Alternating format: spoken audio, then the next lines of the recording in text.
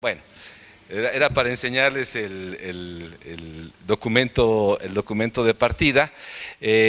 Luego, 25 años después, como podrán ustedes verlo ahí en su programa, la entonces Dirección de Teatro y Danza de la UNAM hizo una serie de eventos en el Centro Cultural Universitario y en una revista que en aquel entonces existía, que se llamaba Escénica, publicó algunas de las reflexiones que se hicieron en torno a ese aniversario de plata. De manera que ahora, pues ya estamos en el medio siglo, ¿qué se le va a hacer? Y entonces, bueno, les damos la bienvenida. Voy a darle el micrófono un momento al maestro Arturo Díaz, director del CITRU, para que nos diga algo. Muchas gracias, Nacho, y además de agradecerte la invitación a que el Centro Nacional de Investigación Teatral Rodolfo Sigli se sumara a este aniversario, pues felicitarte precisamente porque en las efemérides y en las conmemoraciones rara vez se conmemora el aniversario de un libro, de una publicación, y para nosotros, la gente de teatro, es un documento que ahorita lo traerá Denise para verlo, muy valioso porque realmente vemos allí a grandes personalidades del teatro de más o menos finales de la primera mitad del siglo XX, bueno, del siglo XX, de la segunda mitad del siglo XX, que hablaban de la primera mitad del siglo XX, que hablaban de todo el recorrido del teatro mexicano y que construyeron además el teatro de nuestro país. El día de ahora, bueno, después de 50 años, nosotros crecimos durante estos 50 años, gran parte de los invitados vivieron justamente, nacieron cuando este libro estaba saliendo, estaban chiquitos o iban naciendo, muchos, yo nací en el 67, que fue cuando nació este libro. Entonces, prácticamente la vida teatral nos ha acompañado en nuestro recorrido de vida y en ese sentido también algunas críticas que ha tenido un poquito este coloquio de por qué los invitados, que no están representados los jóvenes, de alguna manera son gente que tiene el pálpito de estos 50 años. Y bueno, pues saludamos también a la gente que nos está viendo vía streaming a través de teatralia.tv, que están por allá. Aquí a los jóvenes agradezco mucho su presencia porque creo que uno de los objetivos principalmente es traer a estos invitados especiales, a los jóvenes interesados en el devenir del teatro mexicano, que conozcan qué ha sido, cómo se ha hecho, qué pasa, qué ha pasado y qué puede pasar después con el teatro, qué se espera a futuro de ellos también. Porque a lo mejor aquí vamos a ver qué pasa con la escena en México y qué ha pasado, pero les toca a ellos construir la escena del futuro. Pues muchísimas gracias. Bienvenidos, enhorabuena, felicidades Nacho por este coloquio y esperemos que sea realmente un coloquio fructífero para todos. Muchas gracias. Y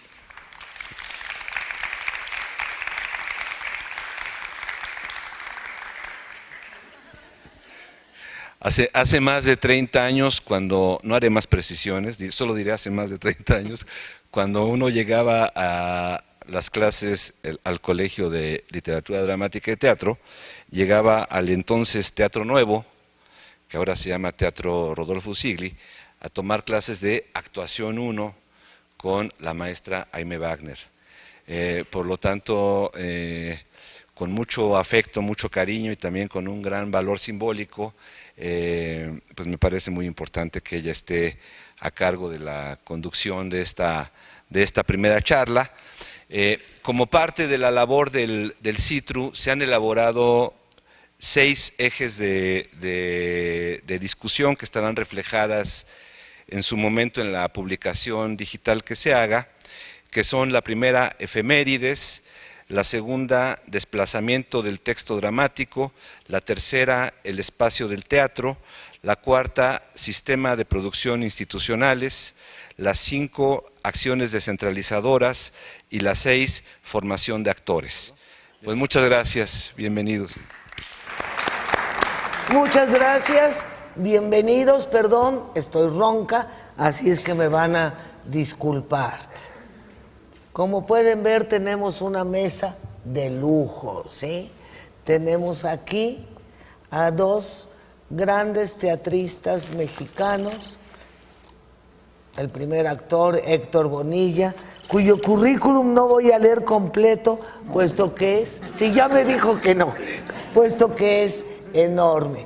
Héctor no solo se ha distinguido como un primer actor, sino también como director de escena, también director de telenovelas, etcétera, etcétera, ¿sí?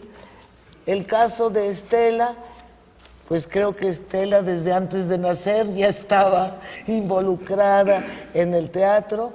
Ella es antropóloga, sin embargo se ha dedicado mucho también a la dramaturgia, a la dirección, y no sé si todavía tengas el taller de dramaturgia que es tan importante para nosotros. Sí, está bien.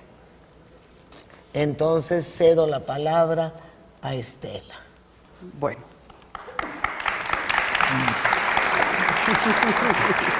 Ay, ay, ay, ay.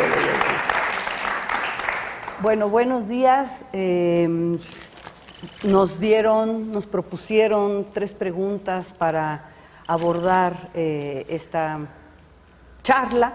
Y la primera era mi participación como en la creación escénica en los últimos años. Entonces, primero que nada, a mí me gustaría hablar de que esta participación parte de una pasión por el teatro, y que esta pasión por el teatro se enfoca en 3 perspectivas, o se han ido conformando. Uno no sabe hacia dónde se va a enfocar hasta que ya está allí y se pone a reflexionar cuando te lo preguntan, cómo ha sido esta manera de estar en el teatro en México. Y principalmente, pues mi labor o mi presencia se da, como decía Jaime, desde la dramaturgia. Soy dramaturga, yo soy antropóloga, pero cuando acabé la carrera me cambié de opinión. Ay, sí. Y me fui al teatro. Yo quería ser antropóloga pues para transformar, trastocar la realidad, y encontré que en el teatro se podía hacer lo mismo, pero desde otras técnicas, desde otras formas de acercamiento. Entonces, tengo como este camino de la dramaturgia. Tengo otro camino que es la creación, tengo otro camino que es la enseñanza, y que es como una inquietud por formar dramaturgos, por creer que la dramaturgia mexicana tiene mucho que decir y que hablar desde nuestra identidad tiene una gran aportación. Identificación y formación de todo un ideario colectivo. Y la otra es mi participación como periodista. Yo tengo 2 campos. Yo soy espectadora y asidua y fanática, entonces esta posibilidad de concretar mi forma de ser espectadora se ha dado como periodista a través de un programa de radio que tengo, y que es la manera de difundir el teatro, y que el radioescucha sepa, conozca y indague acerca de las puestas en escena, y que cuando vaya a verlas, o que tenga las herramientas para que cuando vaya a verlas pueda tener un análisis y un disfrute. Yo creo que el teatro es para disfrutarse, ¿no? Y la otra es en mi columna de proceso, que soy, dicen crítica, pero yo más bien me considero como analista teatral, en donde hablo sobre las obras que están en cartelera, y más que adjetivizar al respecto, lo que yo hago es analizar, desmenuzar, mostrar las partes en las que está conformado el espectáculo, y cuáles son las posibilidades de disfrutar una obra. Si no es en el texto, es en la dirección; si no es en la dirección, es en la escenografía. Y Entonces, bueno, esa es como la manera en que yo trato de hacer mis propuestas críticas, porque además pues termino siendo juez y parte, ¿no? Entonces, más que juzgar, a mí me gusta colaborar en el ideario, en la formación de un criterio respecto a la escena. Me quisiera extender un poquito en mi principal labor o en mi principal participación, que es como dramaturga. Ese ha sido mi eje en cuanto a mi creación, en cuanto a mi entusiasmo por hablar y estar en el teatro. Y en este aspecto, en cuanto a la dramaturgia, mi principio o el punto de arranque en todo el trabajo que yo hago es a partir de la experimentación escénica. Creo que experimentar en el escenario, en la puesta en escena, me ha permitido indagar y hacer diferentes propuestas con diferentes perspectivas, pero siempre cada obra como un reto a desarrollar, como un reto a trabajar. Entonces, en estos últimos años, para concretar, podría yo hablar como de 3 vías que se han venido desarrollando de tiempo atrás, pero que ahora se pueden concretar. Y en estas 3 vías sería como la perspectiva que ha sido como la más constante, que es la perspectiva de un teatro abordando temas sociales. Esta necesidad de hablar desde un punto de vista de los personajes que están al margen del establishment, que están al margen de cómo se debe uno comportar, el cómo debe uno ser, o que están al margen de los beneficios de la sociedad, siempre ha sido, y tal vez también tiene que ver con mi formación como antropóloga, siempre ha sido como una necesidad de dar voz o de presentar en el escenario esos universos. Entonces, en estos últimos años, esta parte de mi teatro social, de repente se me apareció la posibilidad de enfocarlo a problemas históricos. Entonces, en estos años, estos 5 o no sé cuántos dijeron, pero en estos años tengo 2 obras que abordan personajes al margen de la historia, que es Soles en la Sombra, que la montó la Compañía Nacional de Teatro y que trata sobre mujeres en la Revolución, y la otra es Derrota Luminosa, que se estrenó en Querétaro con el grupo Atabal y que la dirigió Mauricio Jiménez. Entonces, estos 2 caminos en donde los personajes, y que creo que el teatro, y pues esta sería como mi,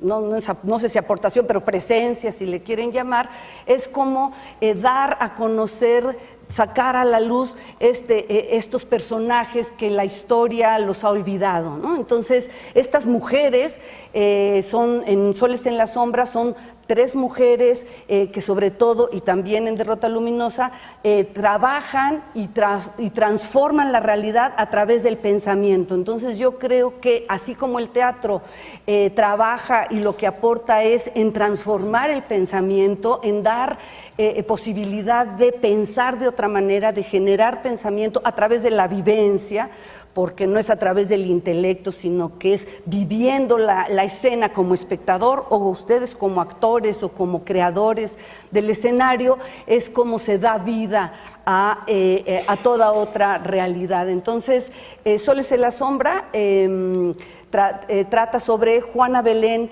Leonor Villegas y a que no las conocían, ¿verdad?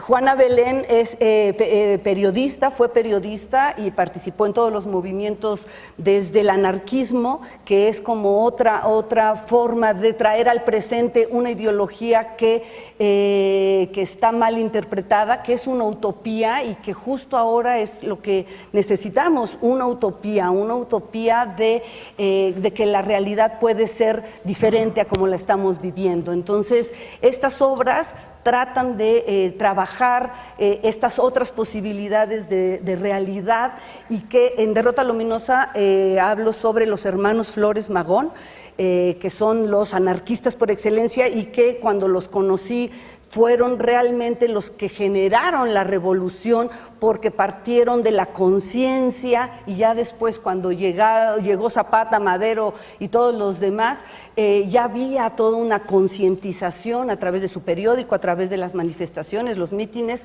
de esta necesidad de transformar su realidad. Entonces, bueno, este es como uno de mis campos en donde he seguido trabajando en el pasado con otras obras, no históricas, pero sí con personajes marginales, con aspectos de la realidad que no se ven y que necesitan hacer presencia y tener voz. En la otra línea, en estos últimos años, fue un teatro lúdico, más onírico, con una obra que se llamó Remedios para Leonora, que obtuvo un premio de la APT de Mejor Autor Nacional este año, o el año pasado, pero se lo dieron y estuvo en diferentes foros, estuvo en el Círculo Teatral, estuvo en el CNA, en fin. Y en esta obra, igual que en las anteriores, pero es como una búsqueda experimental, es cómo jugar con el tiempo y con el espacio, cómo el espacio escénico es lo que determina la propuesta teatral, lo considero yo así, pero la manera de abordarlo puede ser múltiple. Y en esta experimentación yo lo que intenté hacer en Remedios para Leonora es que el espacio escénico eran los sueños y las pinturas de estas dos pintoras que se conocieron en México, que venían de otros países. Entonces era como jugar en el espacio con diferentes realidades oníricas, porque pues si conocen los cuadros surrealistas de estas pintoras, pues son espacios pues raros, diferentes, con escaleras, con torres, con monstruos, con animales humanos, y entonces cómo darle vida a través de la palabra y de la imaginación de los personajes a estas dos mentes o estas dos creatividades que se reúnen en un sueño, ¿no? ¿Quién sueña a quién? Pero están soñando. Entonces, dentro de este sueño, dentro de estas pinturas, el contenido, que también es, creo, y en todos algo muy importante, era cómo hablar de dos mujeres que crean y que tienen toda una conflictiva en la creación, pero también hablar de la amistad, ¿no? De dos amigas que no compiten, sino que se complementan, se juntan y quieren encontrarse y quieren volver a ser amigas, porque como saben, Remedios Varo murió muy joven y Leonora Carrington murió opuestamente muy longeva. Entonces, ¿cómo es que Leonora, antes de morir, recuerda a Remedios y vuelven a vivir esta amistad? Entonces, esta manera de recrear el espacio escénico, en donde podemos jugar con el tiempo y con los espacios, por ejemplo, de la obra de Derrota Luminosa y de Soles en la Sombra, eran un espacio único, que era en Soles en la Sombra era una fogata y en la otra era una cárcel. Pero a partir de ese espacio se dispara y los personajes transitan por otros muchos espacios, tratando de responder sus propios conflictos, sus propias realidades. Cada uno, los hermanos Flores Magones, ¿por qué se separaron? ¿Por qué no trascendieron, ¿no? El protagonista se pregunta por qué se disolvieron, por qué se radicalizaron y se disociaron de todo el movimiento revolucionario, y ellos quedaron fieles al anarquismo ideológicamente, pero solos. Entonces, bueno, ese es un contenido, una propuesta de reflexión acerca de cómo organizarnos, cómo organizarse socialmente. Y Y en Soles en la Sombra son 3 mujeres que estuvieron en la revolución, pero que nunca coincidieron y que sus luchas fueron completamente diferentes. Entonces, al reunirlas en una fogata para conocerse, para crear un espacio escénico ficticio, utópico, estas 3 mujeres se conocen y lo mismo, se preguntan qué hicieron cuando estuvieron en la lucha o en el intento de cambiar la mentalidad de su sociedad. Entonces, yo lo que quisiera, a través de estos ejemplos, decir es cómo la experimentación o el trabajo que yo he hecho en la creación de textos dramáticos, la propuesta del jugar con el tiempo y con el espacio, pueden incidir en la manera de mostrar diferentes formas, yo no puedo decir nuevas porque no hay nada nuevo bajo el sol, pero sí distintas maneras de hacer teatro. Y por último, ya nada más para cerrar este punto de la participación en la creación escénica de los últimos años, yo quisiera hablar de una obra que a mí me sorprende y que, bueno, uno cuando reflexiona, ¿y yo cuál es mi participación? Pero también la participación se crea a partir de lo que el espectador o lo que la escena te está marcando. Y entonces, curiosamente, mi primera obra de teatro, la primera obra de teatro que yo escribí, que se llama Casa Llena y que corresponde a este otro camino que es un teatro intimista, es donde se habla sobre la relación de una pareja y la toma de conciencia de la mujer frente a una situación de desigualdad. Y es una obra que escribí y que se montó por primera vez por Alberto Lomnitz en el 87 y que todavía se sigue montando mucho, y entonces me llama mucho la atención como un problema de la toma de conciencia de una mujer en su sociedad, que pareciera que después de tantos años ya estamos en otra etapa, ya somos mujeres modernas, liberadas, todavía hay todo antecedente, toda esta desigualdad en las relaciones de pareja, y entonces pues es una obra que la veo en Oaxaca, en Yucatán, en muchos lados, que bueno, claro, son 2 personajes y eso también la hace mucho más accesible, pero que reflexiona sobre esta situación de desigualdad y de lucha de las mujeres por tener una voz y un lugar más equitativo en una relación de pareja, que sería lo más íntimo de nuestra sociedad. Y entonces, bueno, pues esa es un poco la perspectiva que yo quería manifestar en cuanto a lo que ha sido mi participación, en cuanto a mi colaboración en la escena en México, y que sería eso, ¿no? El trabajo con realidades marginales, la necesidad o la posibilidad de generar pensamiento, de crear conciencia y formalmente la propuesta de jugar dramatúrgicamente a partir de un espacio escénico con el tiempo y con las posibilidades del espacio. Entonces, esa sería como mi participación para la primera pregunta. Gracias. Muchas gracias. Pueden ustedes ir anotando sus preguntas porque después vamos a tener una sesión de preguntas y respuestas. Estela nos ha hablado de 2 cosas que a mí me parecen fundamentales: disfrutar y experimentar. Además de tocar siempre la parte social en el teatro, ¿sí? No vamos a cambiar el mundo a través del teatro, pero sí podemos crear conciencia a través de él.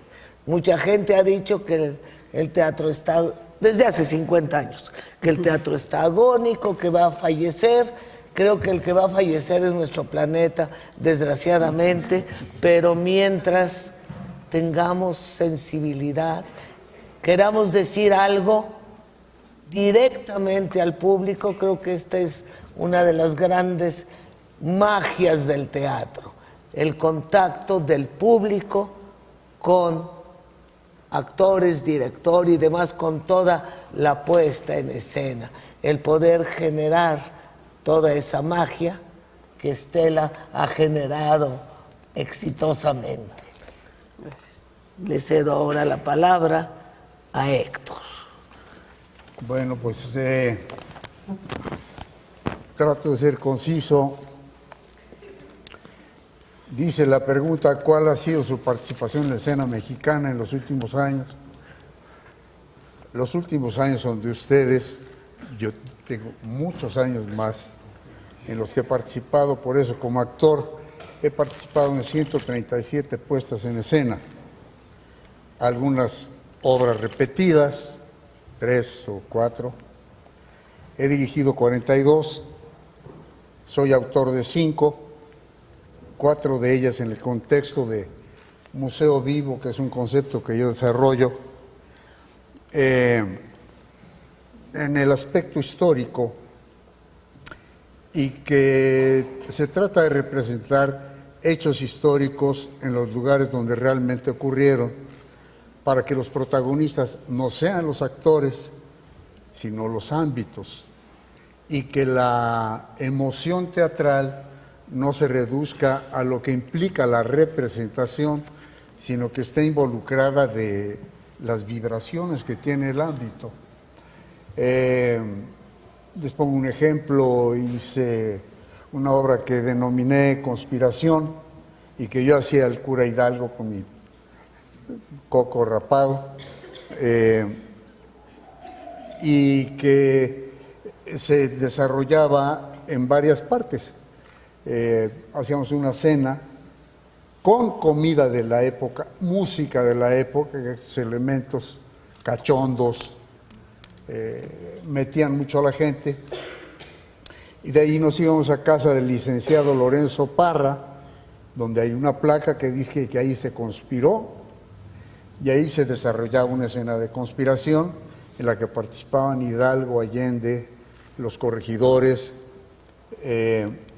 y de ahí salía con el contingente de los espectadores al frontispicio del Palacio de Gobierno, que fue la casa de la corregidora, veían el zapatazo que le avisaba al alcalde Pérez, el alcalde pasaba, el corregidor encerraba a la corregidora, el alcalde se robaba un caballo, salía para allá y finalmente yo daba el grito en una iglesita que estaba en una calle contigua, por mencionarles uno de esos espacios. Aquí, en la Ciudad de México, todavía se supone que le voy yo a representar, me tengo que comunicar. Escribí una obra que se llama Que vivan los muertos, en el Panteón de San Fernando. Iniciábamos con una cena en un lugar que está en Belisario Domínguez, que viene desde la época del juarismo, se inauguró en 1860. Y se daba la cena, llevaban en un trenecito turístico que existía al público hacia el panteón, y ahí se recorría este panteón en que están tumbas, muchas de ellas vacías, pero que pertenecieron a los héroes de la Reforma. Y el método establecido, quise yo, para que fuera lúdico entre los espectadores, es tener un guía a favor de los conservadores y un guía a favor de los liberales. El guía liberal era Antonio de Castro, que fue un actor que está ahí enterrado y que fue el primer Luis Mejía del Tenorio. Zorrilla era el dramaturgo de cabecera de Maximiliano y se representó por primera vez en México y, en fin, este Antonio de Castro era el liberal y la viuda de Miramón, que lo sobrevivió muchísimos años, era una viejita, carrascalosa, archicatólica, que se mentaba la madre con él durante toda la cena y luego en el recorrido a través de las tumbas. Y finalmente se hace una representación en un teatrito que monté y que todavía está ahí, que terminaba con una confrontación entre la figura más representativa del conservadurismo, que fue Miramón, y Benito Juárez, que a mí me parece la piedra angular del desarrollo de este país, por lo que se logró establecer en la Reforma. Bueno, ese es un ejemplo. Y puse otro museo vivo en Zacatecas, hablando de la vida de López Velarde, otro en Morelia, hablando de la abolición de la esclavitud de Miguel Hidalgo, antes que nadie. En fin, este planteamiento histórico que a mí me apasiona mucho la historia y que creo que debemos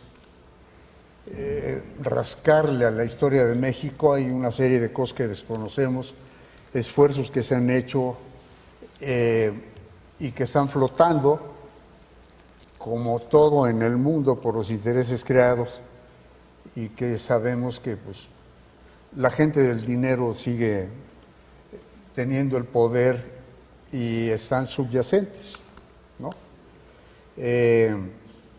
Pero en fin, lo que les podría decir es que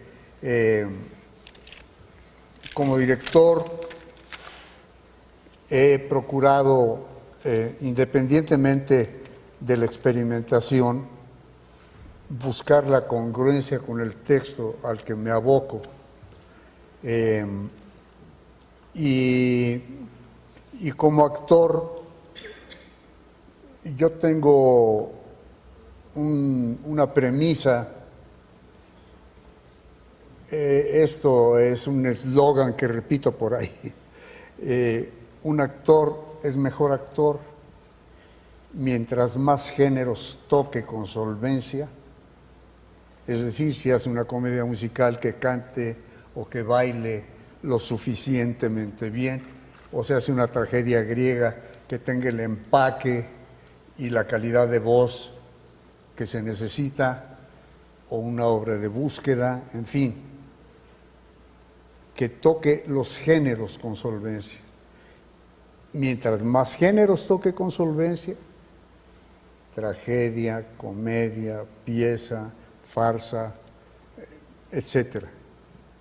Y mientras más diferentes sean sus personajes entre sí.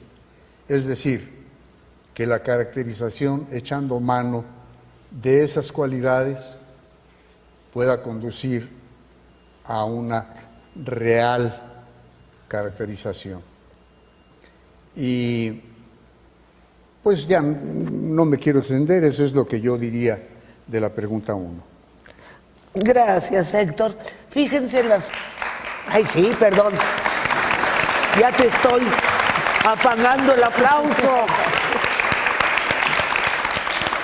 Yo no me aplaudo porque estoy manco, pero mi vanidad ahorita me impulsaría. Pero te aplaudimos nosotros.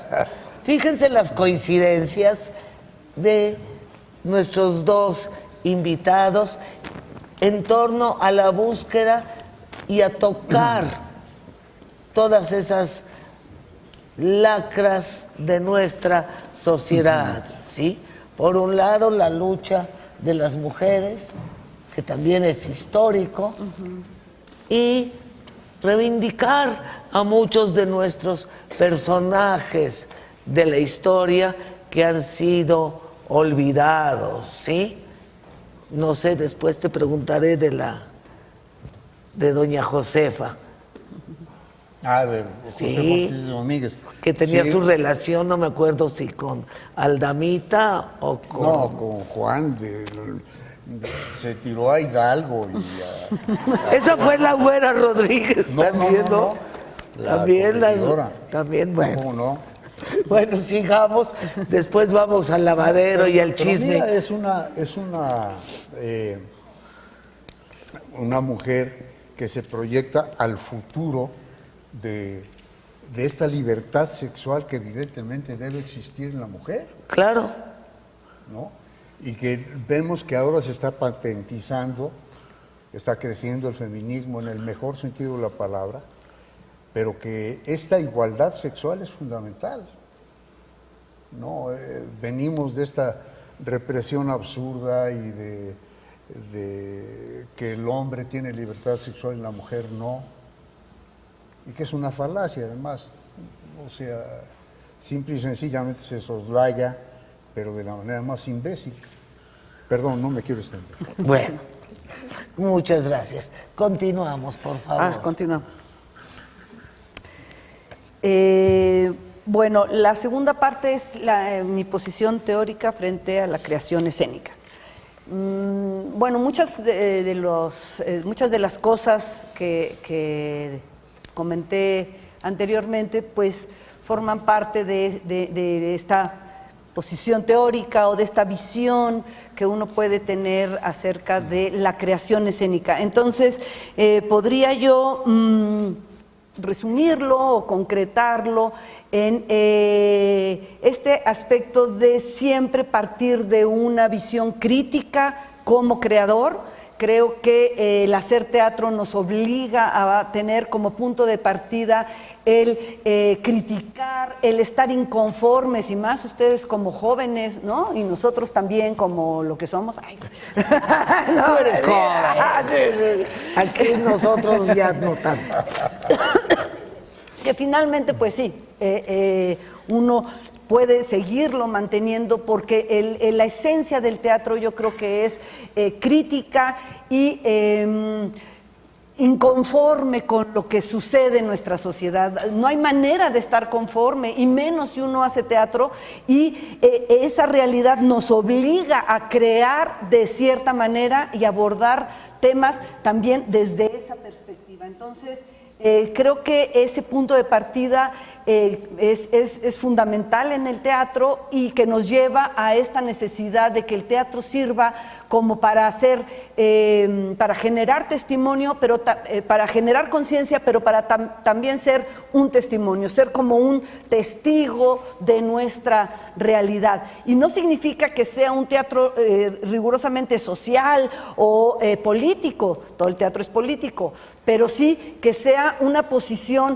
hasta para abordar las relaciones íntimas, las relaciones amistosas, las relaciones sociales desde esa perspectiva. Entonces yo creo que esa línea es muy importante, o para mí es muy importante. Y otro aspecto que quisiera desarrollar, que mencioné anteriormente, es esta necesidad de considerar el espacio escénico como el espacio de la experimentación, de la puesta en un lugar de todos los elementos para que el creador, el actor, el director, el dramaturgo experimenten. Y aquí hay un cambio muy importante en cuanto al desarrollo de la dramaturgia, porque si bien antes la dramaturgia se consideraba como literatura dramática, ¿no? Y entonces era la literatura dramática la que imperaba y el texto se tenía y se ponía, ahora también, y bueno, ahora se han bifurcado muchas formas, pero ahora también podemos considerar a la dramaturgia como una dramaturgia escénica, y creo que es en este cambio en donde el autor igual puede participar en la creación de la puesta en escena, pero yo me refiero más bien al autor con la posibilidad de crear, de elaborar su texto teniendo como concepto fundamental el espacio escénico. ¿Por qué? Porque el espacio escénico es lo que determina o lo que diferencia al teatro de todas las artes. Es su unicidad, es lo que lo hace diferente a todo lo demás, que es esta presencia escénica que ustedes han estudiado, que ustedes han visto y que se puede formar, desarrollar, pero que esta presencia escénica es lo que va dando a la creación sus posibilidades de existir. Si uno intenta acercarse a otras artes, entonces se acerca para traerla al espacio escénico, no para olvidarse del espacio escénico. Y este concepto de espacio escénico implica varias cosas, que parte de lo que es el teatro físico, la fisicalidad que hablaba Artaud, y que se ha transformado a lo largo de los años, pero este teatro físico es considerar que la presencia es lo que determina la escena. Entonces, en la escena hay personajes, seres concretos que se vinculan con el espectador, hay objetos que se resignifican y que esto da también todas estas otras posibilidades. Yo creo que se ha desaprovechado mucho, y no hablo del teatro de objetos, que es toda una corriente teatral. Yo hablo del teatro en donde los objetos, los elementos vivientes, tienen un peso y una importancia dramática y escena que hay que aprovechar, y que el objeto junto con la presencia crean algo más. Y ese algo más, y en esta investigación creo que puede haber muchas posibilidades de creación de atmósferas, de creación de un lenguaje invisible, un lenguaje que el espectador percibe sin que se dé cuenta, por decirlo, ¿no? Es decir, si el actor tiene el objeto y se relaciona con él, crea algo que va más allá de las palabras. Por eso el dramaturgo no solamente crea palabras, el dramaturgo crea en el escenario y también crea silencios y relaciones. Entonces, en este ejemplo que les pongo del objeto con el personaje, surge un tercer elemento que el espectador percibe. Y esta unicidad en donde hay un espectador que vibra al mismo tiempo que el actor, nos vuelve y nos hace reivindicar la paradoja del teatro, que es: el teatro es esencialmente ritual, ancestral.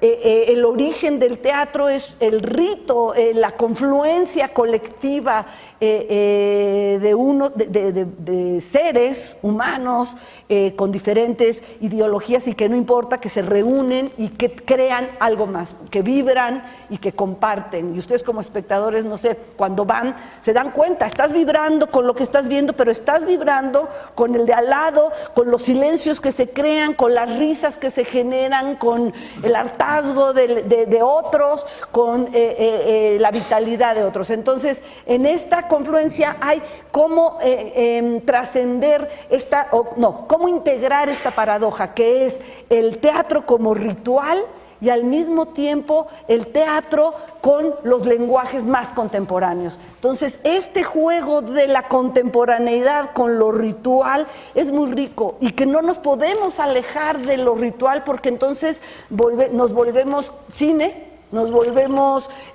discurso, nos volvemos otra cosa que no es el teatro. Y el teatro integra todo eso. O sea, no estoy diciendo que sean excluyentes, pero que cuando se incluyen las otras disciplinas, porque el teatro es así, cobran otro valor, cobran otra importancia, cobran otra dinámica. ¿Por qué? Porque están en un espacio escénico único, y el otro elemento es en un presente perpetuo. Y eso a mí me parece maravilloso, y que es un poco... John Berger, que acaba de morir, siempre tenía una frase que a mí me marcó mucho, que se llamaba, que decía: todo es todo el tiempo. Es algo muy sencillo, pero el sentir que todo es todo el tiempo es aplicable automáticamente al teatro, porque todo es presente.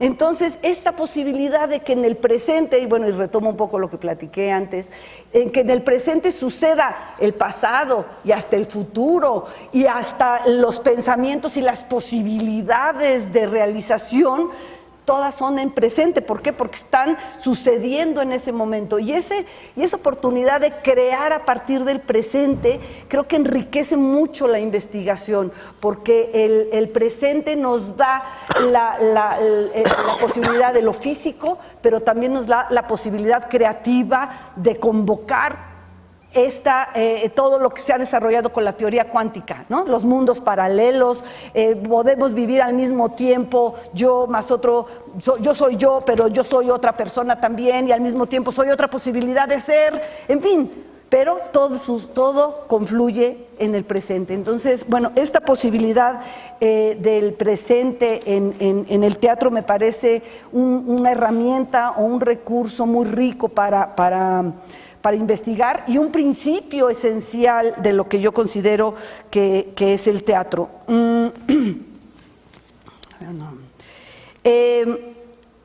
Bueno, y por eso mismo, en cuanto a la presencialidad del teatro, creo que el realismo ha evolucionado por caminos insospechados y entonces, ay no, ya no hay que hacer realismo, pero el realismo, si asumimos el presente perpetuo, pues el realismo ya es todo, ¿no? Para mí.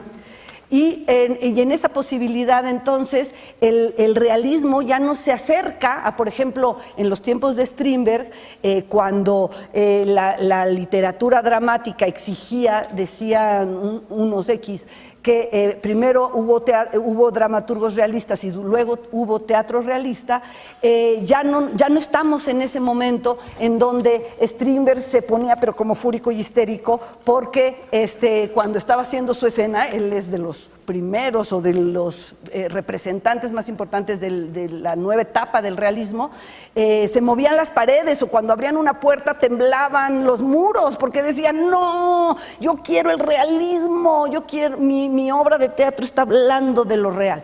Y ahora saltamos a otra posibilidad que también nos la da la crisis, pero sí nos la da la crisis, que es la posibilidad de crear a partir del espacio vacío de que tanto hablaba Bruch, pero que el espacio vacío y que la presencia de objetos, retomando esta otra beta, nos da la posibilidad de crear a través de la imaginación del actor, de la imaginación del escritor y de la imaginación de todos los participantes. Por eso creo que ahora la formación bueno, no viene mucho al caso, pero sí, no importa. La importancia de la iluminación me parece ahora como una necesidad prioritaria por encima del concepto de escenografía, de hacer una escenografía, porque la iluminación nos posibilita con los objetos la creación de atmósfera y con el actor, por supuesto, o primero con el actor más que con nadie en el mundo. Si no existe el actor, el objeto no significa más que lo que el espectador imagina. El objeto con el actor significa la relación que existe y que crea algo más, que es el teatro.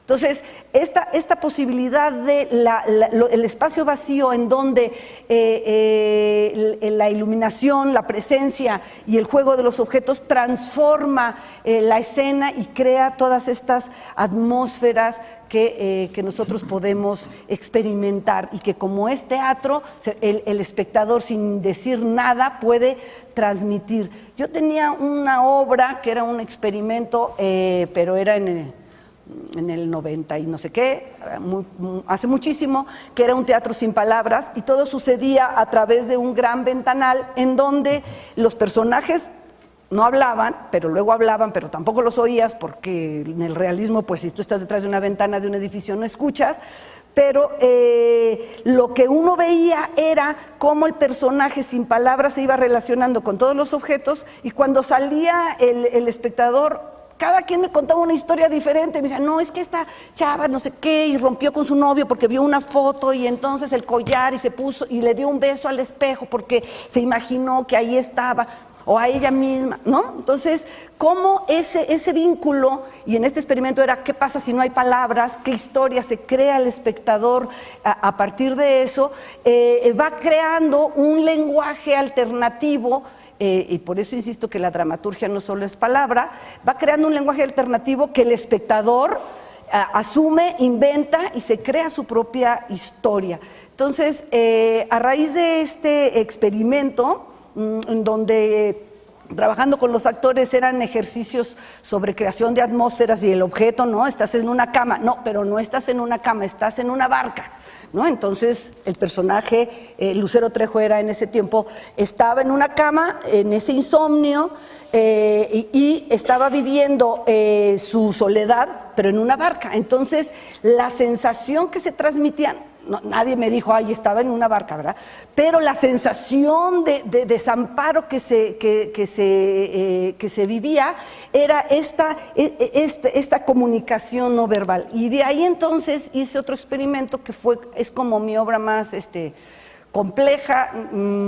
Hice 2 versiones. La primera versión no se entendía nada. No se entendía nada. No, sí, pero la experimentación era esa. Ahora, como eso que vivió el actor en las improvisaciones de mi cama es una barca o es una isla, y estoy en esta soledad con un mendrugo de pan, existía en el texto. Y entonces creé un espacio que era una habitación, pero era una habitación en donde la cama era un valle, en donde había un árbol, en donde había una fogata, en donde había una puerta giratoria, y entonces era un espacio, sí, era una habitación, pero era una habitación diferente, ¿no? Y el personaje cambiaba de espacio y cambiaba de realidad, y podía ir, entonces era una investigación acerca del espacio y una investigación acerca del personaje, en donde eran 2 personajes que se encontraban, una vivía en el norte y otra vivía en el sur. Después la segunda versión, que la hice más comprensible, se llama Paisaje Interior Norte-Sur. Entonces se encontraban en este espacio inventado y vivían sus otras realidades. Y el otro experimento era, el personaje convertía al otro en lo que quisiera. Entonces, si el personaje estaba en la cárcel, el otro era su celadora, el otro era su amante, el otro era su guerrillero, ¿no? Y entonces el personaje creaba sus propios personajes. Y en estos niveles de experimentación o de búsqueda tenía el último aspecto, que era el tiempo. Entonces los personajes estaban en este presente, bueno, y en este presente teatral, pero en este presente buscando algo. Y podían caminar por el tiempo, y entonces podían ir al futuro. Llegaba un momento en que querían cambiar el futuro porque, iban al futuro y veían que una iba a matar a la otra y regresaban para intentar cambiar ese sino. Entonces, como esta obra tenía tantas cosas, era muy difícil porque los espectadores no veían cuando ya estaba en el futuro, hasta el final se enteraban que estaba en el futuro. Entonces, bueno, hice una siguiente versión en donde desde un principio se ubicaban más claramente los espacios y los tiempos. Entonces, yo quería ejemplificar con esta obra esta búsqueda escénica, esta posibilidad que tenemos de crear otras realidades en una misma realidad, y cómo el dramaturgo lo puede crear sin necesariamente solo recurrir a las palabras, que la acción escénica también implica una creación dramatúrgica. Y ya nada más por último, quisiera yo nada más insistir en otra parte teórica, o no sé cómo se le quiera llamar, o esencial del teatro, que es la pluralidad. Y creo que el teatro es plural por naturaleza y por excelencia, y que es por lo que yo me dedico al teatro. Realmente, cuando yo descubrí que yo podía escribir o podía mostrar diferentes verdades en diferentes personajes, y todos tienen su verdad. Entonces aquí el asumir, y que también es un principio que yo aplico en mi taller, en donde todos somos diferentes y nadie va a escribir ni como yo ni como nadie, sino como tú. Asumir la pluralidad parte de el personaje tiene su verdad y por lo tanto tiene mi respeto, y asimismo en mi vida tiene que ser así. Yo tengo que asumirme como diferente, y yo soy diferente, y entonces estamos en otro campo de convivencia entre nuestros colegas, y al mismo tiempo los demás son diferentes y tienen su propia verdad, y esa pluralidad es lo que nos hace en colectivo. Y el teatro es colectivo, el teatro somos muchos, y entonces vivir no solamente como gente de teatro haciendo teatro así, sino vivir como persona asumiendo la diferencia, creo que es uno de los mayores principios que nos regala el teatro, y que pues yo quería transmitírselos porque realmente nos hace crecer y nos hace ver a nuestra comunidad mucho más fácilmente convivible. Gracias. Gracias.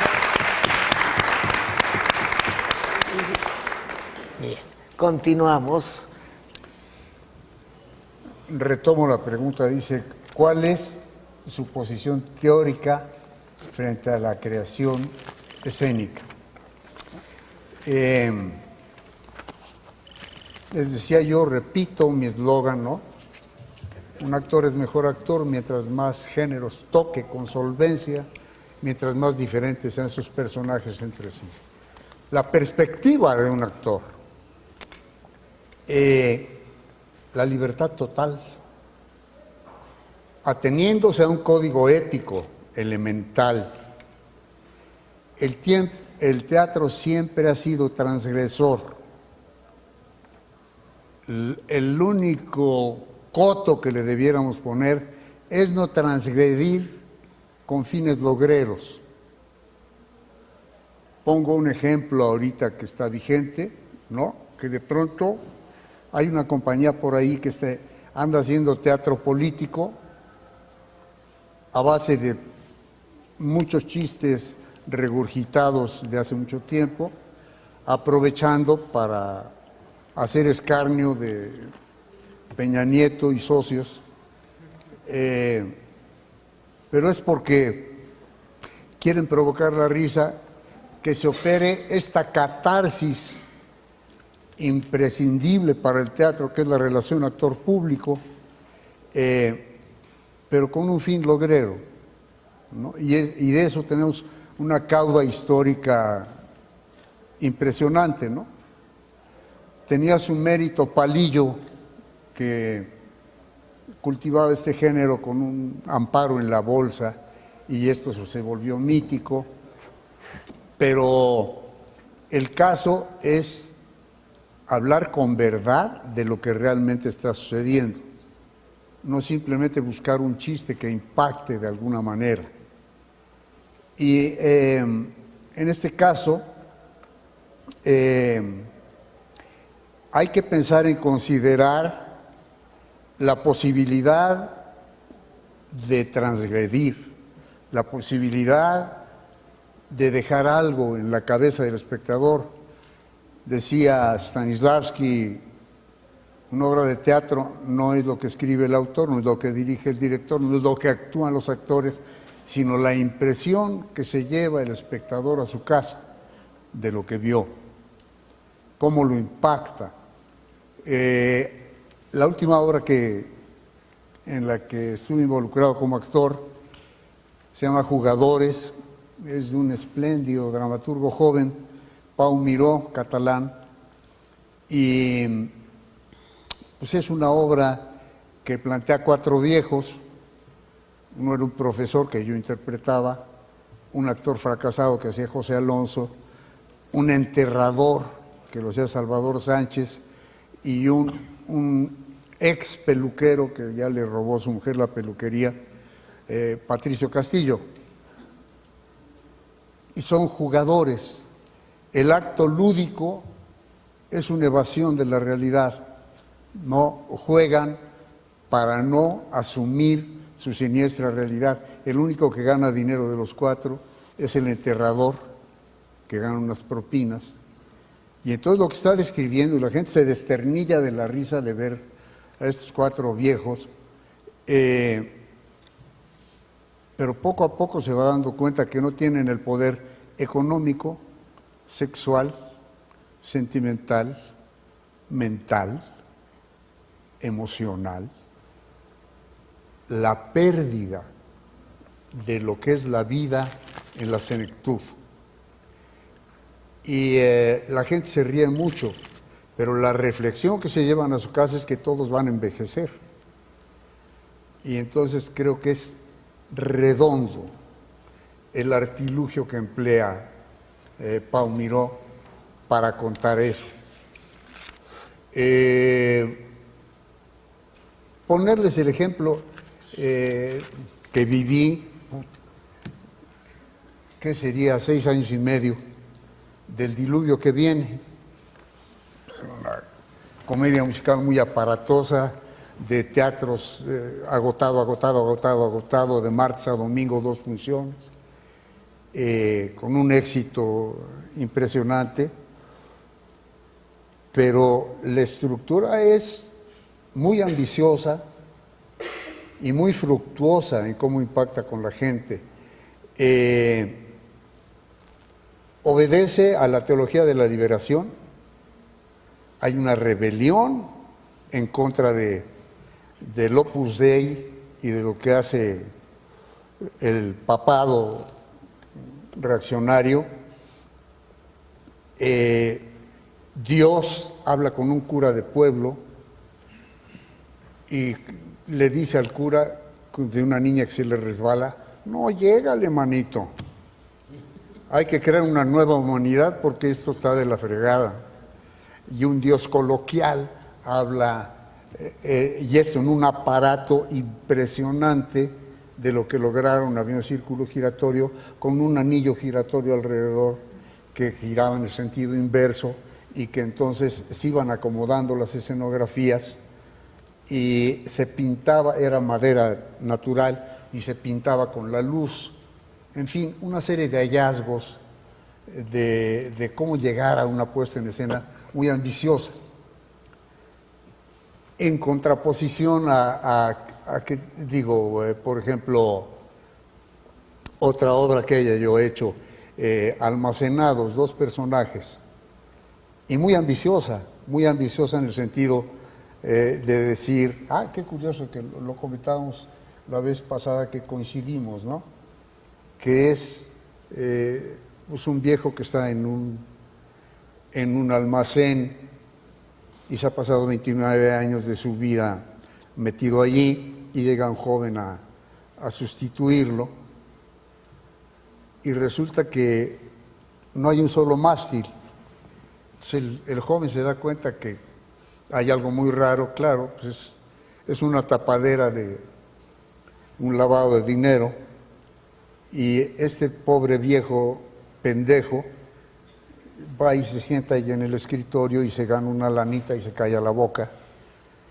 Y el caso es que transcurre, y esto era muy afortunado porque tengo un hijo que tiene la desgracia que es igualito a mí, y entonces el caso es como un joven que va a transformar su realidad, llega a las 12 y se vuelve ese viejo que se plegó a la realidad. Porque al final él convence al viejo de que es un horror lo que ha vivido y le dice el viejo, vámonos. Y el joven le dice, no, yo me quedo. ¿Cómo que te quedas a este horror? ¿Te vas a volver loco como yo? No hay trabajo. Y es el horror de la realidad que se viene encima, ¿no? Entonces, digo, esta obra chiquita y el monstruo que era aquella cosa del diluvio que llevan la misma finalidad, digamos, ¿no? Pero esto es lo maravilloso de esta infinitud del proceso teatral. El chiste es cómo podemos llegar a eso y a conectarnos con el espectador de la mejor manera que podamos. Hay que pensar que la universalidad de una obra nace de que en el momento en que aparece conecte con un determinado número de gentes. Y mientras más podamos extenderlo, ya hay casos como la obra que decía Estela, que escribió en un momento determinado y que sigue encontrando esta identificación con la gente, ¿no? Incluso teniendo pequeñas transformaciones, pero su estructura es tan fuerte que va capturando más espectadores. Nace su universalidad en ese sentido y después en cómo trasciende a través del tiempo. Y esa, aunque no se logre, debiera ser el anhelo de cualquier cosa que pergeñemos, porque conecta no con una facción, no con una nacionalidad, sino que engloba a lo que es el ser humano para decirle algo en lo que coincidimos. Eso es lo que yo podría decir de la segunda pregunta.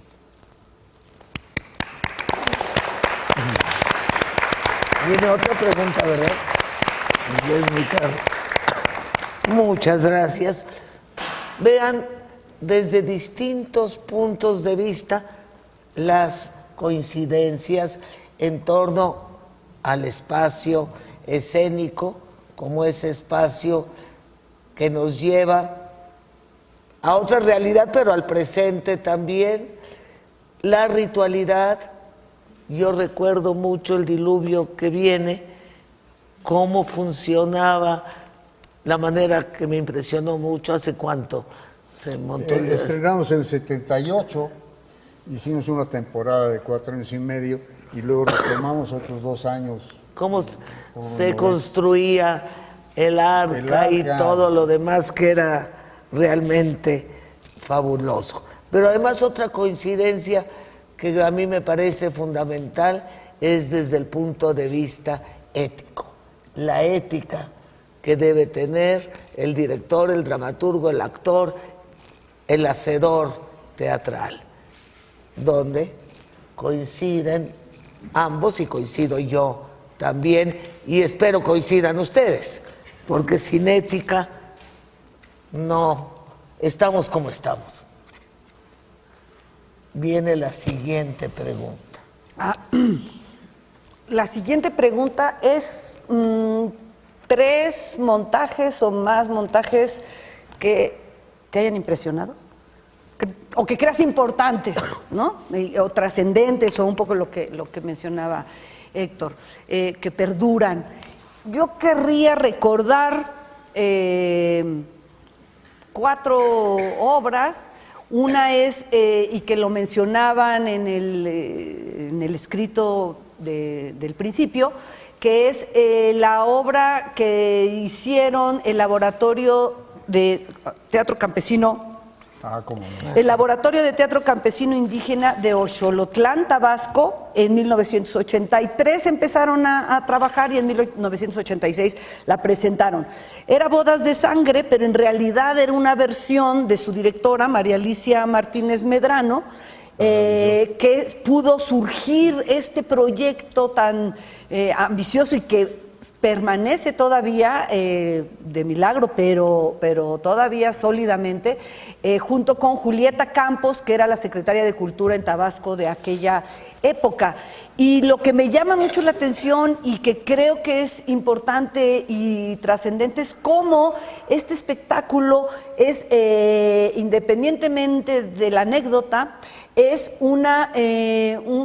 se crea un personaje colectivo y es una propuesta multitudinaria. Entonces hay 170 actores en escena, imagínense, 300 de público.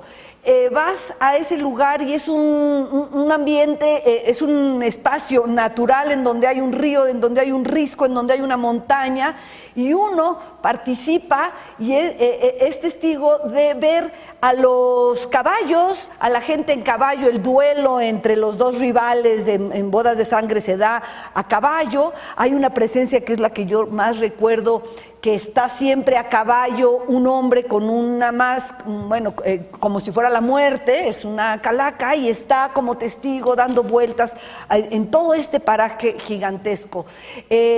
Los viñedos son maizales, los instrumentos de trabajo son hachas. Entonces toda esta reinterpretación, que por eso yo pienso que es más que Bodas de Sangre, es todo un espectáculo con danza, con música, con baile. Es un personaje colectivo, son tantos personajes, durante 2 años se creó una escuela para indígenas.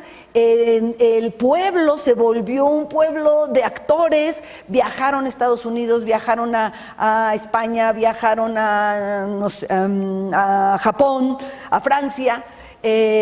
Todo este grupo para presentarse en espacios naturales, y que crearon una escuela que todavía se mantiene y que tiene en la actualidad 2,000 alumnos. O sea, realmente me parece un proyecto que ha trascendido los sexenios, porque finalmente así se mide, pero que en su origen y como propuesta escénica y formativa que une a estas dos, me parece una propuesta pues muy trascendente a lo largo del tiempo, ¿no? Bueno, esa era una. La otra que recordé, y que es otra manera de trabajar, es otro proceso de trabajo que también es interesante y que permanece esta forma de hacerlo, es de película, que de alguna manera todos vimos en su momento, o muchos vimos en su momento. Hay un video de la película que hizo Nicolás Echeverría. Hay un video que hizo de la obra de teatro y que casi parece una película, Nicolás Echeverría, que es un cineasta, y que, por eso se lo digo porque la podrían ver por ahí, pero que lo interesante, aparte de la propuesta escénica, es la forma de trabajo, la forma en cómo trabajaron. Blanca Peña, la mujer de Julio Castillo, hizo el texto, pero a partir de toda la propuesta de los actores, de las improvisaciones, del director y de lo que iba surgiendo. Julio Castillo dijo: yo quiero mostrar en mi México, mi barrio, en la niñez. Entonces es un cine de pueblo, bueno, no es de pueblo, es de la Ciudad de México, es un cine de barrio chiquito, y ahí transitan la historia de los 40 hasta el 68 a partir de los personajes que visitan ese cine. Entonces el espectador es la pantalla, entonces uno está aquí así, ¿no? Ustedes son los personajes y los vamos viendo pasar por el tiempo. Entonces esa obra, tanto por su forma de hacerlo como por lo importante que fue, porque además fue de las primeras obras que se dieron con la compañía del Centro de Experimentación Teatral de Limba, que en 1985 surgió y que tuvo 5 años de vida con un elenco estable. Era un proyecto estable de compañía con muchos espectáculos, y que de película era así como una de sus propuestas significativas, ¿no? Entonces, como que es un proyecto, no solamente es una obra, es una metodología y es una propuesta de trabajo. ¿Todas? ¿Me digo? ¿Rápido? Si tenemos tiempo, ya está muy rápido. Porque vas tú. ¿Cuánto tiempo entonces tienen ustedes? No, ustedes díganme cuando quieran, yo acabo. No, es que lo importante también va a ser el diálogo. Exacto, ya las otras dos se las digo después. Tiene razón. 20 lo para que la son los filos 25. era otra de la que yo quería hablar, que dirigió Mauricio Jiménez en una escalera de un convento, en un espacio diferente, muy interesante, teatro físico, y una que estuvo en cartelera hace unos meses, que se llama Instinto, de Bárbara Collio, que su propuesta dramatúrgica y el juego del espacio y del tiempo, más bien del tiempo y el lenguaje, me pareció muy interesante. Entonces, esas son las que yo quería recordar.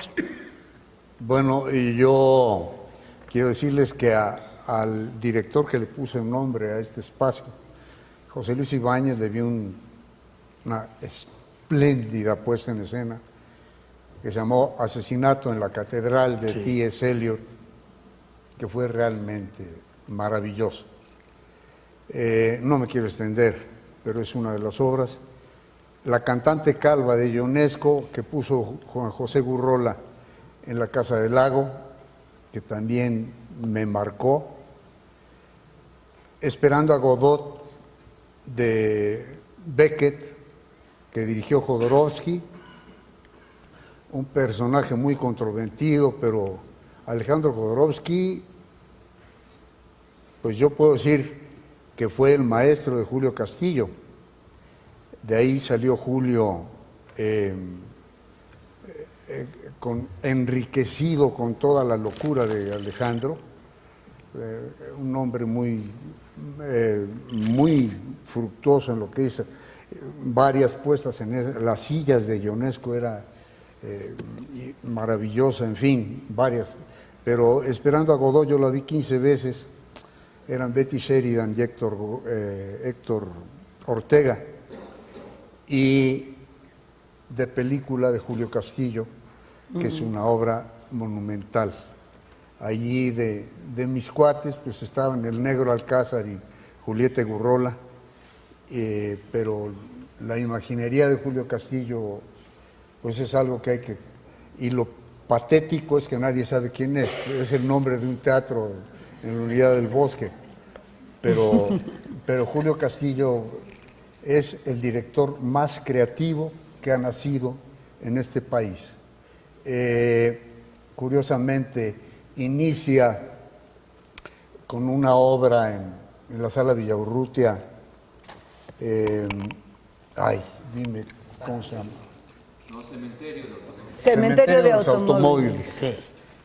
Y termina con De la Calle glosando lo mismo. Es una obra redonda, impresionante, y pues es patético. Los teatreros, desgraciadamente, somos muy efímeros, así como es el teatro. Somos distintos a los inmortales del cine nacional. y vivimos el presente en el que nos toca escribir, dirigir, interpretar, y que se vaya todo eso como finalmente se debe ir. Y pues ya no me quiero extender. Bien, pues ahora, ¿cuánto tiempo tenemos, Nacho, para comentarios y preguntas, que es lo importante? Yo nada más les pediría que fueran muy concretas las preguntas. Y las respuestas. Bueno, eso depende de ustedes. Ok. Entonces, no sé quién quisiera abrir las preguntas. Sí, compañero. Ahí voy, permíteme.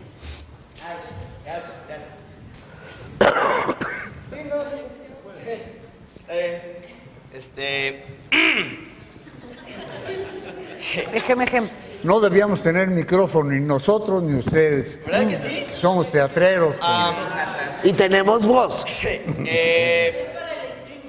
Mi pregunta es para un poquito más, porque sí sale, para Estela, que como antropóloga, pues muchos de tus trabajos creo que se van enfocados un poquito a personajes históricos, ¿no?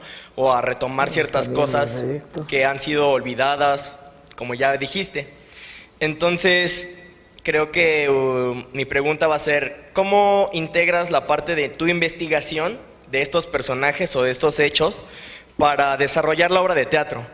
Porque muchas veces, hoy en día, cuando se intenta hacer una obra que integre esta parte de investigación, puede llegar a ser tedioso, ¿no? O puede alargarse, o no tiene esta dramaticidad que se necesita para hacer realmente una obra. Entonces mi pregunta va por ahí, ¿cómo haces tú esa unión de tanto la investigación como la creación dramática? Bueno, rápidamente, pero la investigación tiene la desventaja de ser infinita. Entonces, tiene uno casi que ponerse un límite, ¿no? Entonces, bueno, yo creo. Entonces, tú investigas y te detienes a fuerza, a pesar de ti también, ¿no? Y es una evasión también luego. Me sigo investigando y ya no me pongo a escribir o ya no me pongo a hacer la obra.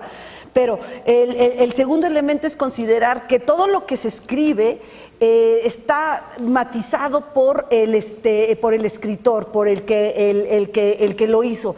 Y entonces no recoge los testimonios, no recoge el lenguaje, no recoge la idiosincrasia, no recoge la personalidad de los que se trata. Y en el teatro lo único que nos queda hacer es detenernos, abandonar y recrearlo nosotros con la imaginación de crear un personaje, porque en la investigación nunca vamos a encontrar realmente los conflictos y las contradicciones de los personajes. Eso no existe porque no lo pone la historia, ¿no?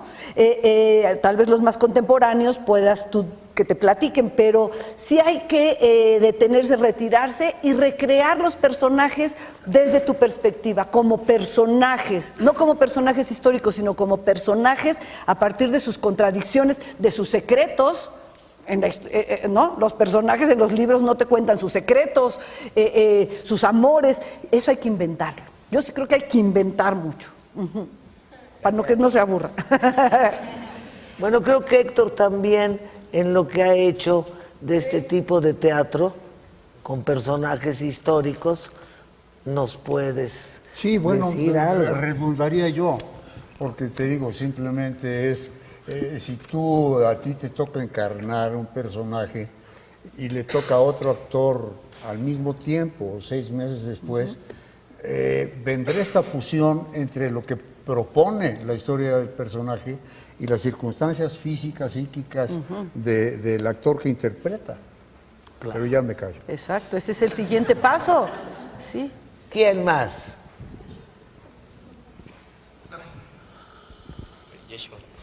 Y después aquí, por favor. Cualquiera, o sea, me podría contestar cualquiera de los dos. Me interesó mucho como escuchar todo lo que nos acaban de decir, más que nada sobre como el pasado teatral. Pero, ¿ustedes cómo se sienten o cómo dirían que se posicionan en la escena actual mexicana? ¿Cómo nos posicionamos? Ajá, o sea, ¿qué está pasando? Por ejemplo, tú tienes obras, entonces nos hablabas un poco de ellas. Y bueno, Héctor Bonilla, pues, es actor, y entonces, pues... sus obras. Es que es muy interesante. Yo no sabría, porque toda la conferencia que estuve escuchando ahorita fue más como dar un panorama histórico, pero ¿qué pasa con la actualidad? ¿Cómo lo ven? ¿Cómo se sienten ustedes ya como con esa trayectoria que tienen? Ahorita en este momento, ¿cómo dirían que se sienten parte de la escena actual mexicana? Bueno, yo consideraría que cuando hablé de mi presencia fue de las obras de este año y del año pasado. O sea, sí hay un presente, que también es muy difícil hablar del presente porque todavía no tienes la perspectiva, pero por eso el presente es muy inmediato y que parte la pregunta de la experiencia personal, pero que en otro momento podríamos hablar de la presencia de las corrientes escénicas que existen, de cómo yo me coloco desde esta perspectiva experimental, tal, y cómo hay otra corriente dramatúrgica con otros retos, ¿no? Pero bueno, podemos organizarlo. Y hablamos de ese contexto, ¿no? Que sería como un poco el otro paso. Pero sí considera que lo que hablamos de nuestra participación ha sido del teatro que hemos estado haciendo ahora. No. ¿Tú quieres añadir? Mira, yo creo que debemos remitirnos a la necesidad de tener espectadores. Sin traicionarnos.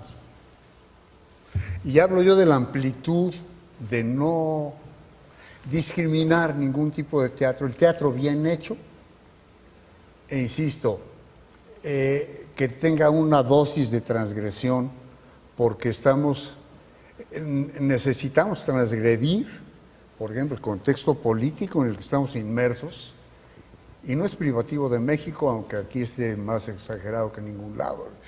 Es verdaderamente impresionante. Como no tenemos líderes, pues todo el mundo se corrompe, el que te recibe el coche, en fin. Pero no despreciar, tocar los géneros, es en lo que yo abundo constantemente, ¿no?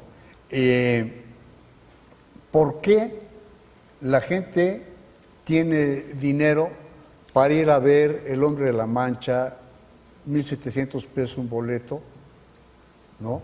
Y de pronto tenemos los pequeños ámbitos en que la gente no tiene dinero para entrar? Es un poco absurdo, pero lo que pasa es que si tú ves la cúpula que acumula el dinero, ¿no? ¿Por qué el señor Slim tiene una antara y necesita tener otro Antara en el periférico.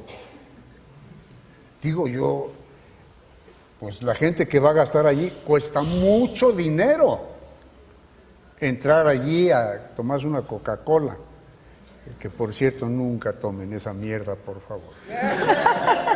Hace 53 años que no tomo Coca-Cola. El caso es que este pequeño círculo,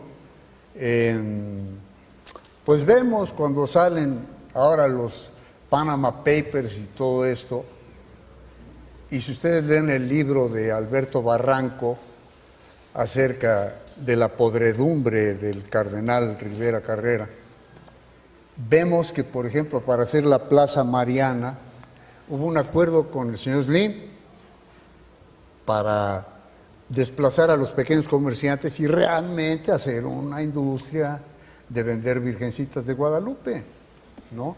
Entonces, yo creo que el teatro que hacemos debe tener la orientación, de alguna manera, de mencionar esa realidad que vivimos, aunque hagamos una comedia musical, ¿no? Esa sería mi posición. Gracias. No, el señor, perdón.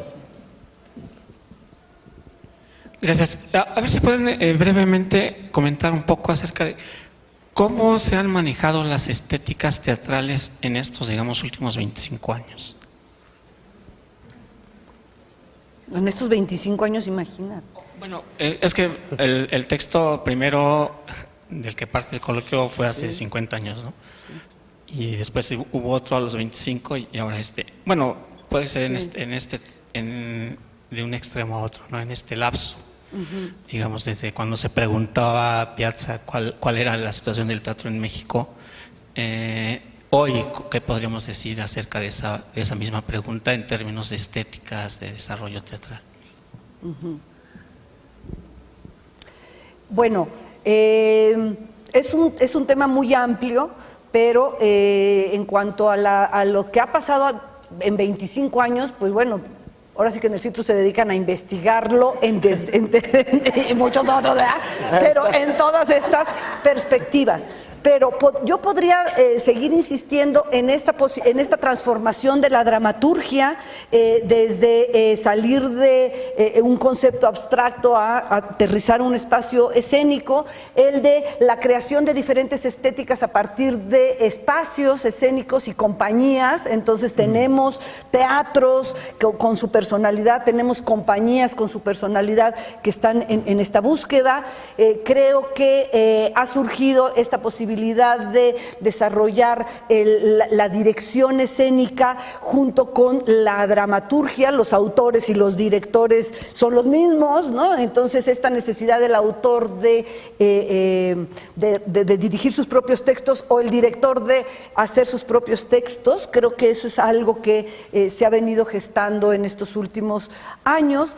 Y pues dentro de la dramaturgia han surgido muchas vertientes, el teatro narrado, el teatro físico, el teatro conceptual, y todo esto sigue como conviviendo, ¿no? El teatro experimental ha ido buscando nuevos derroteros. Creo que esta necesidad de considerar al espacio escénico o la teatralidad o la esencia de la teatralidad, creo que se ha ido también fortaleciendo, solidificando, alejándose de la literatura dramática y acercándose a la literatura, no a la literatura dramática, sino a la dramaturgia escénica, y que, pues no sé, es que es muy, muy amplio, pero yo podría decir un poco así, a grandes rasgos, lo que veo, ahora sí que en primera instancia, ¿no? Ya en segunda instancia, pues habría que desarrollarlo mejor. Perdón, yo me permitiría añadir, tengo mucha tentación de ver lo de los Insurgentes. En principio no me gusta, pero pues tengo que verlo. Diego es una persona valiosa, pero de pronto basarte en la relación de lo del teléfono, pues es una improvisación que puede motivar, pues, ser ingenioso, ser chistoso, o decir cosas comprometidas, pero pues eso no es teatro, ¿no? Esa es otra cosa. Quiero verlo porque no quiero prejuzgar, pero es la impresión que tengo a priori, ¿no? Porque hablábamos de distintas formas de abordar el teatro, pero lo dejo en la mesa como diciendo, yo no sé si alguno de ustedes ha ido al Insurgentes.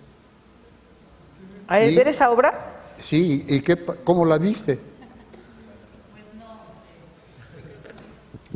Pues no es un texto dramático, en realidad es un espectáculo que se basa a partir de cómo interactuamos con los medios electrónicos, con los dispositivos móviles, y en realidad no se cuenta, o sea, cuenta una historia que al final olvidan la historia y en realidad pasan a las historias del público, porque antes de ir, solo les voy a decir, antes de ir tiene uno que darse digamos que inscribirse en una página, y entonces a partir de la información que se vierte en esa página antes de asistir a la obra, pues también se desarrolla cierta parte de la obra, en la segunda parte del espectáculo, ¿no? Yo le llamaría un espectáculo. En el mejor de los casos, una especie de conferencia, ¿no? Sí, sí, totalmente. En el mejor de los casos, si no es de una Totalmente. trivialidad abrumadora. Y sí lo pongo de ejemplo por lo que decíamos de la transgresión del teatro con una finalidad no logrera. Y esto, bueno, pues es meterse una la nota. Perdón. No, con toda razón. Ahora sí. Seguía yo. Buenas tardes. La pregunta va un poco a cómo parten del texto para crear el espacio escénico. Por ejemplo, porque él hablaba un poco de se crean silencios, se crean miradas, se crean demás con el escrito, pero ¿cómo eso se logra a escena? O sea, ¿cuál es la tarea que tienen afuera de, por ejemplo, la dirección? ¿Me dices a mí? Sí. Tú como director. Lamento informarte que soy un despojo humano porque 50 años usé el apuntador electrónico y estoy sordo. Mal te oí. Repítanme más o menos qué dijo. Que tiene muy mala dicción. ¿Cómo parte del texto? ¿Cómo qué? Partes del parte texto. del Sí. texto para crear el espacio escénico? Bueno, pues el texto, digamos que es el basamento, lo fundamental para hacer un edificio sobre eso, ¿no? Mira, la puesta en escena se pergeña en el trabajo de mesa. Yo no creo en los directores geniales que inventan a los actores, no es cierto. Son seres muy pedantes y muy mamones. Los actores piensan igual que los directores. Uno se reúne a través del texto, intercambia opiniones, llega a acuerdos acerca de qué es cada personaje para que tenga transistores todo esto de la puesta en escena. Y luego se pasa a tercera dimensión, pero la puesta en escena realmente se hace en el acuerdo. ¿Qué queremos decir con este texto? Este texto plurivalente de Estela en un momento determinado, ahora queremos decir otra cosa. ¿Por qué? Porque lo aguanta el texto elegido, ¿no? Y entonces, desde hacer biografías de los personajes, decir, no, eso no puede ser porque no pasaba cuando yo estaba en este lugar, etcétera, y llegar al acuerdo y luego expresarlo en escena. No sé si de alguna manera te contesto. Bien, ya va a ser la una. Yo quería hacerle una pregunta a Estela. Viendo el noticiero del Canal 11, cuando tengo tiempo, tuve la suerte de ver una entrevista tuya con tu esposa y una tuya, donde hablabas de cuando ibas a ver a Manolo Lozano. Yo trabajé en la compañía de Manolo Lozano. Sí. El zapatero Remendón, claro. ¿Qué pasa ahora con el teatro infantil? Porque en ese momento estaba Manolo, estaba Enrique, y no sé ahora, como ya mis hijas crecieron, ya no sé nada de teatro infantil. Uy, pues yo creo que ha crecido muchísimo esta profesionalización del teatro infantil como cualquier otra corriente teatral, ¿no? Yo creo que el Zapatero Remendón, estamos hablando de los 60, de los 60 o de los 70, o sea, la prehistoria. Sí. Tú eras chiquita. Ah, sí, pero yo no. Yo sí era chiquita y entonces me sentaba hasta adelante y el Zapatero Remendón, tú te sentabas hasta adelante para que te martillara los zapatos. Y contaba los cuentos clásicos y era muy, bueno, fue muy por lúdico. Sí, muy lúdico, era una experiencia increíble. Y yo creo que desde ahí y desde antes ha habido otras manifestaciones, pero ha ido creciendo y creciendo y creciendo y considerándose como una corriente teatral y además especializándose. Ahora hay teatro para bebés, ahora hay teatros para niños mayores de 4 años, ahora hay teatro para niños mayores de 12, porque efectivamente el crecimiento es tan diferente en cada etapa que entonces las obras van especializándose y van dirigiéndose. Han surgido compañías, ahora ya está el Teatro de la Titería, que está especializada en teatro para niños.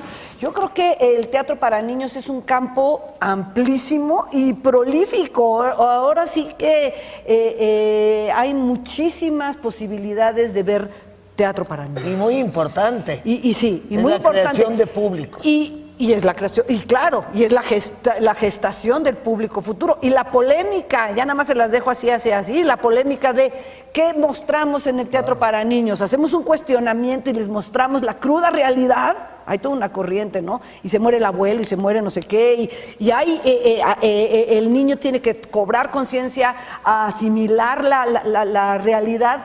O tomamos el otro camino que es hablar a través de las metáforas o hablar de otra manera lúdica de la vida. Entonces hay dos maneras también de hacer teatro para niños y como decíamos al principio, qué bueno que existan 2, 3, 4, las que sean y cada uno va a ir escogiendo cuál le interesa, en cuál cree, cuál comparte y irá a ver las otras propuestas para nutrirse y para conocer qué es lo que otros hacen y qué es lo que yo estoy haciendo, ¿no?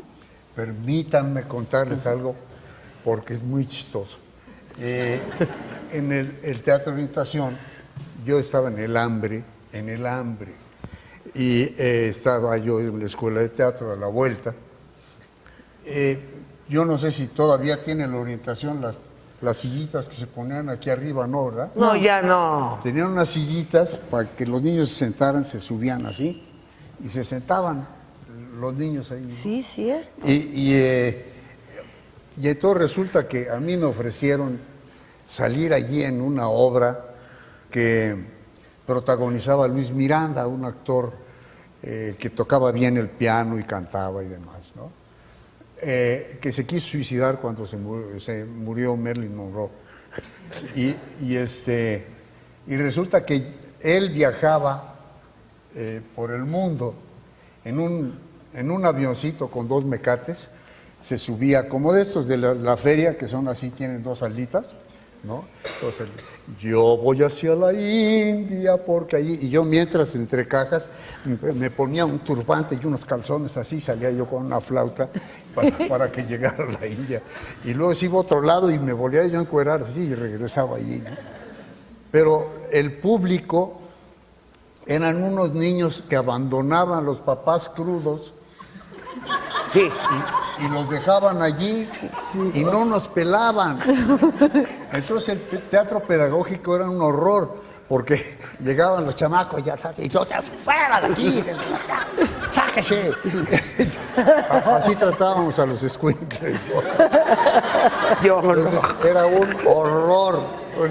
un horror todo lo que sucedía. Y entonces yo sufría como un perro de encuerarme y de cambiarme. Y entraba ahí, y mientras aquel cantaba su canción viajando de país a país. Entonces subía 3 metros, 4. Y ahora vamos a Arabia, y es así, seco, y se cae la respirada. No. Los malditos escuincles que nomás hacen, lo único que les gustó es que se cayera. Esa es mi experiencia del teatro infantil. No, otra. En el grandote, en el Julio Castillo, que se llamaba Del Bosque todavía, había una obra de Emilio Carballido que se llamaba La Lente Maravillosa. 2 niños iban a un pozo con una enorme lupa y entonces salían los microbios de ahí. Había una amiba que era padrísimo, un Serafín Gordon, un gringo, y entonces era pura camiseta y estaba lleno de globos por dentro. Y entonces se veía la amiba así, ¿no? Y los microbios, yo no era el titular, pero en mi hambre acepté suplir a este cuate en una función.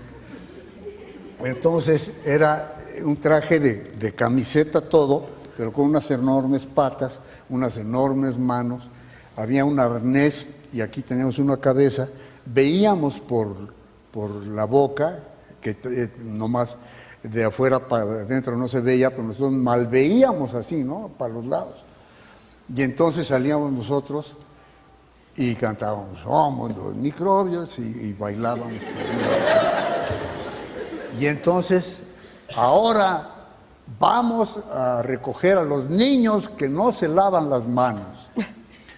Y entonces bajábamos y llevábamos unos niñitos y ya, quién sabe qué, se acababa. No, yo hice una función esa. Aquí, que eran unos alumnos de secundaria, que eran unos jayanes con navajas y cadenas. ¡Qué horror! Y entonces, ahí te voy yo a un niño que no se lava las manos y me han puesto una madriza.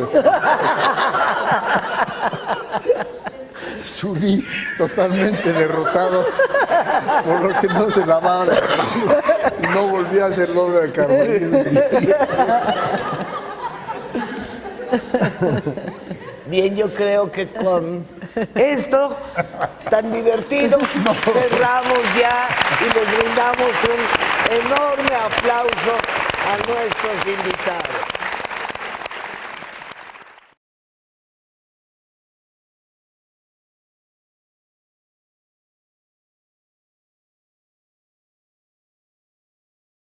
Gobierno de México.